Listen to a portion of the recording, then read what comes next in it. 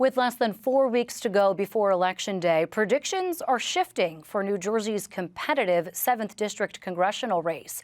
The Cook Political Report is now changing the odds from a toss-up between incumbent Republican Tom Kean and Democratic challenger Sue Altman to favoring Republicans, proving the state's only true swing district to be one of the tougher ones for Democrats to flip. That's despite President Biden carrying voters there by almost 4 points in the 2020 election, a major swing from 2016 when the district backed Trump. For more on what went into the change, I'm joined by Erin Covey. She's the U.S. House editor at the Cook Political Report. Erin, it's good to talk to you. So the Cook Political Report shifted the odds in Tom Kean's favor. Can you share what factors went into that decision? Yeah, so just to start, I want to say that New Jersey's 7th District is still quite a competitive race. This is a competitive district. Biden carried it by 4 points in 2020. And at the end of the day, we still expect Harris should probably win this district. But we do believe that it looks like Kean is on track to likely overperform Trump's margin in this district and is in a relatively decent position to win his race. Part of the reason for that is that despite the fact that Sue Altman, his Democratic opponent, has outspent him on the airwaves recently, he still has maintained a persistent edge in polling. Now, that edge varies from a couple of points to a larger margin in polls that we've seen, both public and private, but he's still managed to retain that edge. And Altman also isn't getting that much help from outside Democratic groups that are playing in other competitive districts at this point. Now, are these internal polls that you refer to? Because, I mean, we just don't see head-to-head polls when it comes to congressional races, which I would imagine makes it tough to forecast. It is tough. And, this cycle in particular, we have seen fewer public House polls, which is really unfortunate.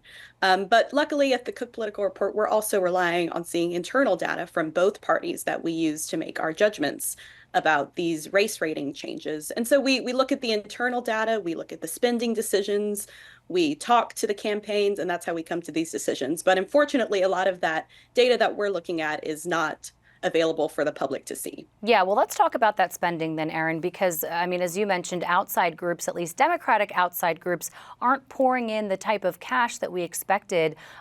Sue Altman had a pretty groundbreaking spending, rather fundraising quarter this past go-around, a little over $2 million. But if we're not seeing spending from PACs like the House Majority, Democratic Congressional Campaign Committee, does that mean that Democrats don't think it's worth putting money into the race?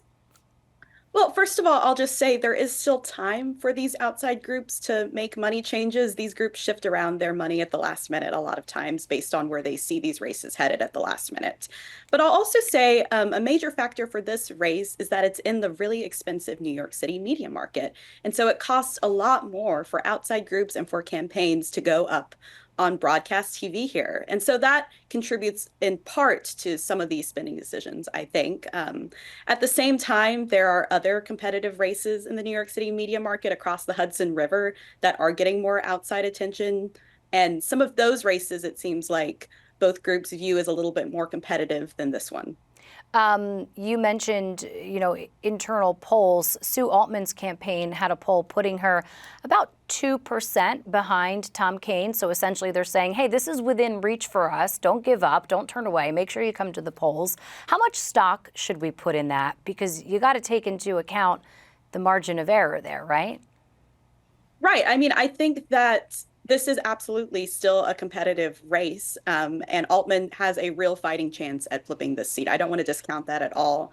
At the same time, though, there's a reason that campaigns put out polls. A lot of times it's because they're trying to help boost their fundraising and attract outside donors.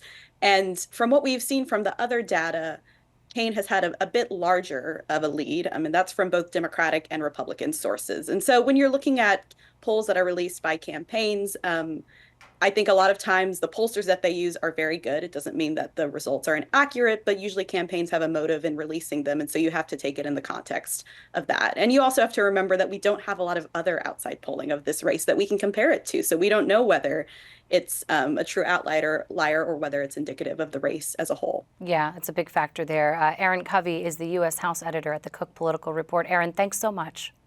Thank you.